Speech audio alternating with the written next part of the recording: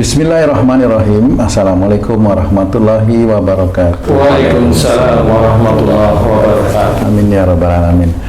Para pemirsa dan sahabat beriman dimanapun berada, kita jumpa lagi di Ustadz Danu Official Channel.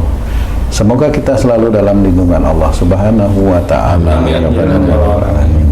Pada kesempatan kali ini kita akan ngaji lagi bersama guru kita semua, Pak Ustadz Danu. Assalamualaikum Pak Ustadz. Waalaikumsalam warahmatullahi wabarakatuh. Amin ya rabbal alamin. Pak Ustadz, kita itu kan kadang-kadang diuji dengan dua macam ya Ji ya. Dua macam ujian. Ada ujian yang mengenakan atau nikmat, ada yang diberi kenikmatan, ada juga ujian yang diberi kesusahan seperti itu ya. Ketika kita diberi nikmat, kita bersyukur. Kemudian ketika kita diberi kesusahan, kita mesti bersabar. Nah, sebenarnya itu seperti apa sebenarnya Pak Ustadz yang mesti kita jalanin ya sesuai dengan syariat Islam seperti itu? Mohon pencerahan Pak Ustadz. Iya, bismillahirrahmanirrahim. Assalamualaikum warahmatullahi wabarakatuh. Waalaikumsalam warahmatullahi wabarakatuh. Amin ya rabbal alamin. Iya, memang ujian nikmat, menyenangkan, kemudian ujian yang menurut banyak orang yang secara umum itu tidak nikmat atau kesulitan, sebenarnya itu semuanya menjadi salah satu hal yang harus kita imani, yaitu iman kepada takdir. Seperti itu, qada qadar kalau orang umum bilang, istilahnya seperti itu. Jadi takdir yang nikmat, kemudian takdir yang kesulitan atau menurut manusia kurang enak, itu juga itu takdir. Nah, kalau umpamanya sebagian besar orang itu kalau diberi nikmat itu bersyukur, boleh-boleh aja. Kemudian yang sebagian besarnya juga kalau diberi kesulitan sabar, ya boleh-boleh aja. Secara teori begitu, ya secara teori begitu. Tapi prakteknya sulit dua-duanya ini. Sulit dua-duanya. Ya, dua-duanya itu dilakukan. Iya, sulit dilakukan. Jadi umpamanya kita berpikir ringan aja ya. Umpamanya kamu tuh Haji C, kalau dapat gaji nih, amplop, ini amplop nih ya. Dapat nih gajimu, amplop nih. Bisa nggak waktu itu dapat itu bersyukur? Bisa nggak waktu itu? Bisa. Ini gajimu, nah bisa aja ya. Bisa, alhamdulillah. Iya. Pertanyaan saya, kalau gaji itu ditransfer, saya tanya bersyukur nggak? Saya tanya aja, bersyukur nggak juga? Atau ya lewat aja, karena sudah tahu gajian, lewat aja. Sebenarnya orang Islam itu kalau dia mengucap alhamdulillah itu biasanya ada sesuatu interaksi. Kalau tadi amplop bisa karena interaksinya nerima. Persoalannya itu kamu tuh tahu nggak kamu ditransfer. Walaupun kamu secara teori tahu transfer lewat istri. Nah, bisa nggak kamu tuh yang tidak tahu ditransfer hari apa atau itu benar-benar ngerti bahwa itu ditransfer terus tanpa melihat bilang alhamdulillah, begitu bisa? Nah, persoalannya adalah kamu diberi nikmat oleh Allah Ta'ala nih, tung Pak Haji nih, bisa buang air besar, alhamdulillah nggak sih? Nah, itu buang air besar, buang air kecil, kemudian buang angin dan sebagainya, itu orang itu nggak akan pernah atau memang sangat-sangat jarang sekali bersyukur bahwa itu nikmat. Kemudian melalui hidung kita bisa bernapas, itu bersyukur. Kemudian sehari-hari kalau kita melihat sesuatu, mata bisa melihat itu langsung ingat langsung alhamdulillah ya Allah aku bisa melihat. Selama ini aku lihat baik-baik, kan jarang sekali seperti itu. Betul Pak Ustadz. Makanya saya cerita, orang dengan mengucap alhamdulillah atas nikmat Allah itu juga susah. Susah. Jadi makanya harus kita fahami sebenarnya. Secara teori orang Islam tahu dia akan mengucap alhamdulillah. Nah, kemudian apalagi kalau lagi datang tidak enak. Nah, ini dia bukannya mensyukuri datangnya takdir itu, karena orang Islam pun akan tidak sadar bahwa yang dia terima menurut dia tidak enak atau kesulitan, sebenarnya itu yang terbaik bagi dirinya, itu kan nggak pernah sadar. Itu yang terbaik, sehingga pada saat menerima itu jarang sekali orang itu bilang alhamdulillahirabbil alamin walaupun susah. Lagi susah gimana tuh maksudnya? Nanti ditambah kesusahan.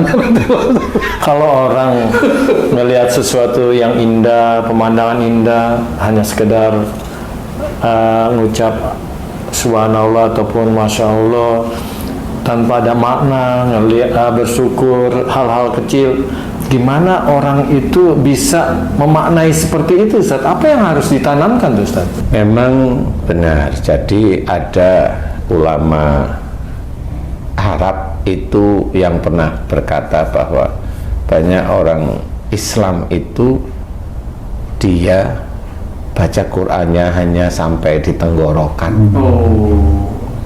Jadi tidak sampai ke arah hati benar. Nah, memaknai tentang kebesaran Allah, melihat sesuatu dengan mengucap subhanallah umpamanya. Kalau ada sesuatu yang kurang pas, kemudian masya Allah kalau melihat sesuatu yang menakjubkan, itu kadang orang itu yang ada dalam pikirannya itu hanya didengar orang sebelahnya.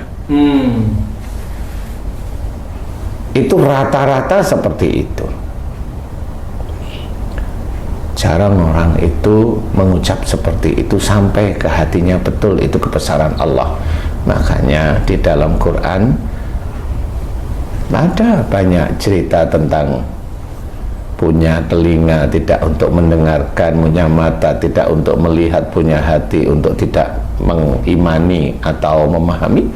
Itu benar sebenarnya. Jadi pada saat telinga tidak dipergunakan untuk mendengarkan ayat-ayat Allah yang ada dalam Quran, memang orang nggak paham, nggak mau dia mendengarkan, atau mendengarkan orang cerita tentang Islam atau tentang Quran atau tentang hadis atau tentang kehidupan sehari-hari yang memang mengikuti syariat Islam, itu orang jarang sekali mau mendengar.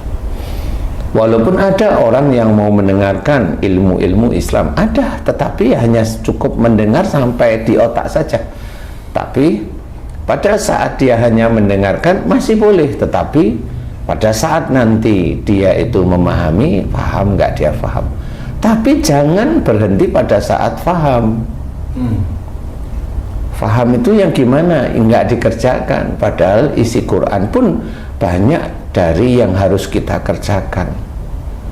Disuruh diskusi, disuruh komunikasi antar manusia dengan baik, tidak ada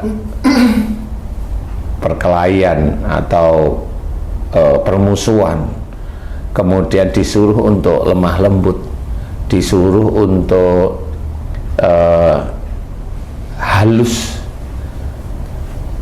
lembut dalam kehidupan sehari-hari. Itu kan disuruh oleh Allah Ta'ala, yang harus kita bisa paham. Memang kita disuruh sholat, disuruh ya tahu.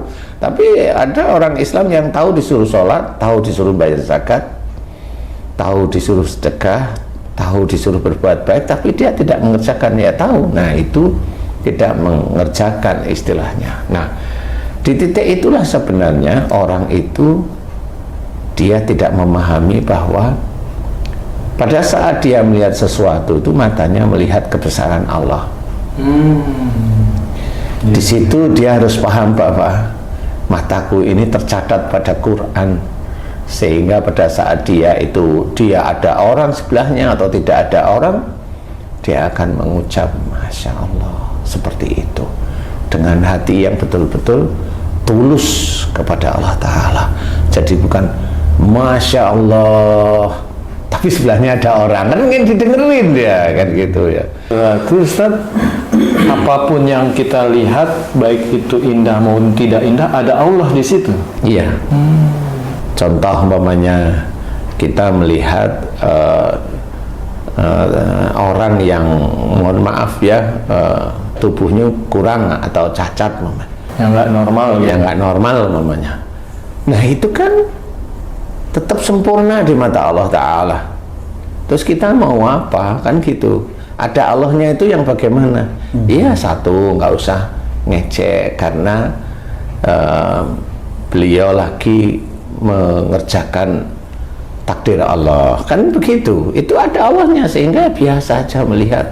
Hanya cuma ya kita mengucap subhanallah, walaupun dia tidak mendengar pun kita seperti itu. Dia tidak mendengar sehingga tidak menjadikan fitnah nanti di dia, tapi kita tetap mengucap subhanallah ya.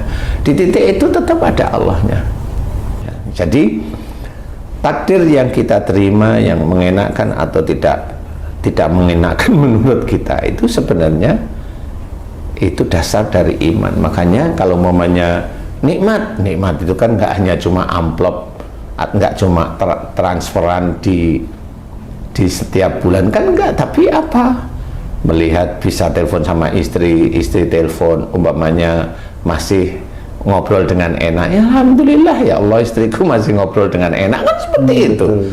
Jadi seperti itu. Nah, rasa syukur itu sebenarnya setiap saat kalau memang kita mau mengingat, sehingga kata para orang-orang alim ulama itu yang disukai oleh Allah Ta'ala itu lidah kita basah karena zikrullah sebenarnya, ya kan itu.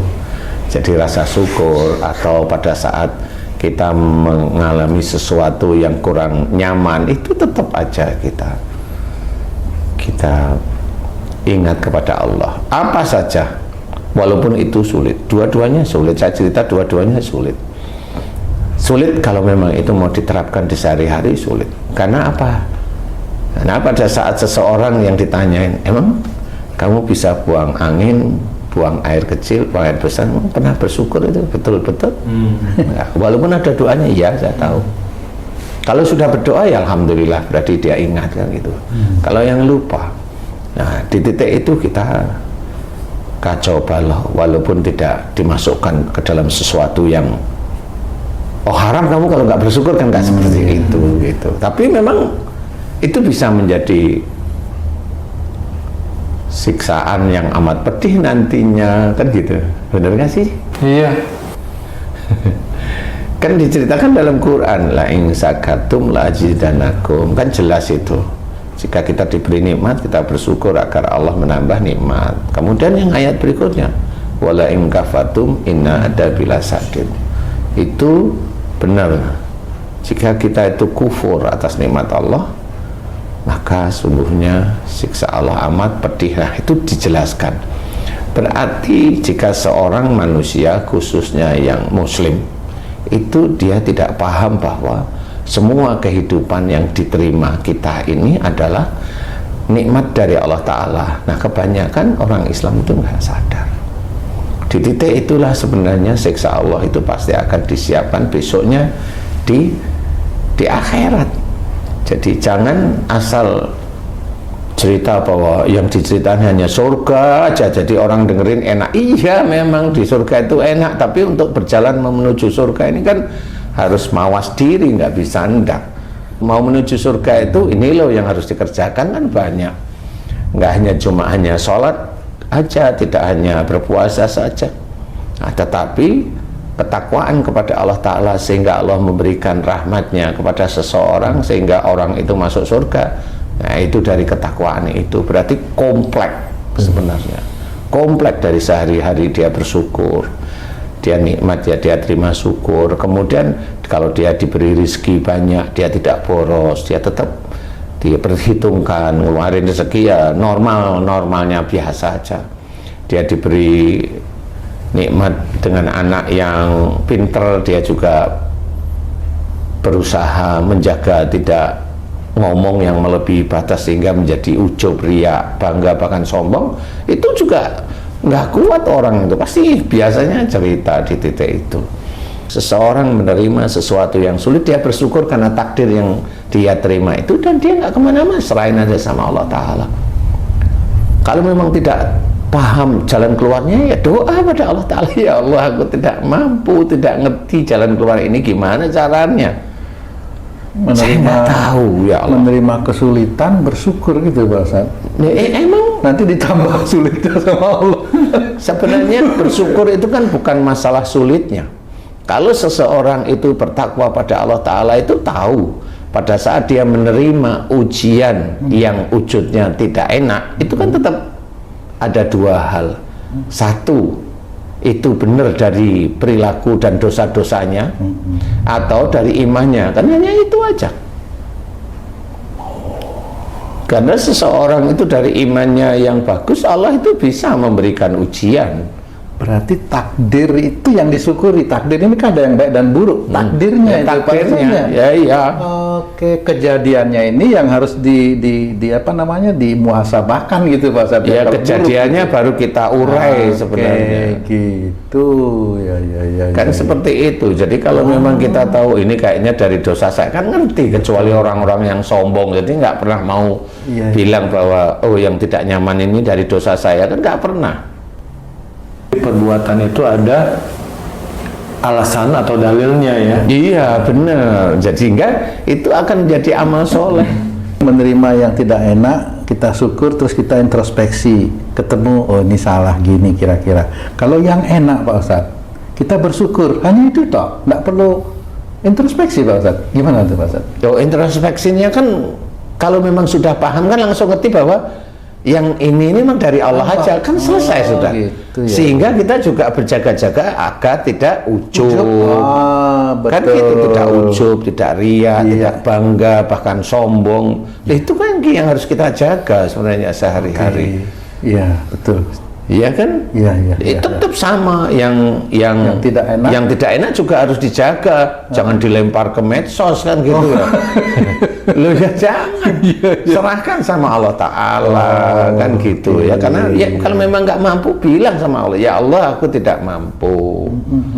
Aku serahkan kepadamu ya Allah, otak saya cari kemas ke sana, nggak ketemu, ke sini nggak ketemu, ya Allah aku serahkan kepadamu. La haula wala quwata illa billahil aliyil azim. Nah, di titik itu setiap kali kita itu berpikir tentang masalah itu yang menurut kita tidak enak, nggak ketemu, ya sudah langsung muji Allah, bertasbih muji Allah, subhanallah walhamdulillah wala ilaha illallah allahu akbar la haula wala quwata illa billahil aliyil azim. Seperti itu, karena itu menyerahkan pada Allah Ta'ala. Nggak bisa mikir, nggak bisa ada yang mau kita kerjakan, nggak ada yang bisa kita kerjakan karena memang mentok. Sudah serahin sama Allah Ta'ala. Kalau ada teman kita, emang Allah nyelesain? Kita lihat aja. Nah memang nanti diselesaikan oleh Allah Ta'ala. Nah pada saat diselesaikan oleh Allah Ta'ala, kita mau apa dengan selesainya itu? Kan begitu lagi. Pada saat kita itu alhamdulillah ya Allah, ini engkau selesaikan. Kalau tidak engkau nggak ada yang mampu ya Allah. Allahu Akbar, Allahu Akbar, Allahu Akbar, walillahilham. Benar. Habis itu, loh kok tumben ini selesai? Allah. Selesai. Kamu nggak ini? Enggak. Kamu pura-pura nih pasti kamu. Enggak, Allah aja. Tapi untuk berucap seperti itu sulit. Iya, sangat. Karena orang itu ingin menonjolkan dirinya biasanya. Kemampuan dirinya ya menonjolkan dirinya lah ibaratnya ya. Nah di titik itulah kita harus memahami bersyukur itu di setiap lini apapun bentuknya. Nah insya Allah seperti itu. Tetap belajar istiqomah yang baik, tauhid kita tegakkan, kemudian iman kita kuatkan, insya Allah kita Pak Ustaz, menguatkan iman itu dengan memerangi hawa nafsu Pak Ustaz, salah satunya gitu Pak Ustaz. Ya sebenarnya menguatkan iman itu kan harus ada ilmunya dulu.